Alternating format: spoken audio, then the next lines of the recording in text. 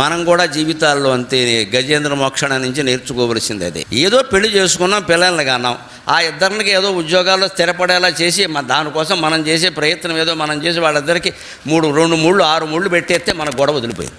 అంతటితో ఆగాం కదా. మా మాటే వినాలి. మా అబ్బాయి ఏమిటో పెళ్ళయ్యే వరకు నన్ను అన్నీ అడుగుతూ ఉండేవాడు. ఈ మధ్య అడగడంలా గొప్ప కంప్లైంట్ ఇది. ఎందుకు అడగాలి? పెళ్ళయ్యాక మీ ఆయన మాత్రం నిన్నే అడగాల, మీ అబ్బాయి మాత్రం కోడల్ని అడగకూడదా? నమశివాయ, ఎంత గొప్పవాళ్ళమో మనం. స్వార్థం అది. ఎంతకంటే ఉందమ్మా. మగ ఆడ ఎవరు ఆలోచించినా అంతే, ఎవరు ఆలోచించినా అర్థమైపోతుంది. అంటే అంతటా మన పెత్తనా నడవాలి. ఒక దశకు వచ్చాం, 60 ఏళ్ళు దాటాయి. పిల్లలు ఏదో ఇంకా 60 ఏళ్ళు మనకి దాటాయంటే వాడు స్థిరపడకపోయినా వాడిదే పూచి, మంది పూచి కాదు. వాడు స్థిరపడే వరకు మనం కూర్చుంటాం ఇక్కడ. ప్రాణం పోతే ఇంక తగ్గించుకోవాలి. నువ్వు చూసుకో, మేము చేసాం, ఇక నీ పాటలు నువ్వు పడు అని చెప్పాలి. అదే పరిమితంగా ఉండడం అంటే. ఆ పరిమితంగా ఉంటే మనం గజేంద్రుడిలాగా ఇబ్బందులు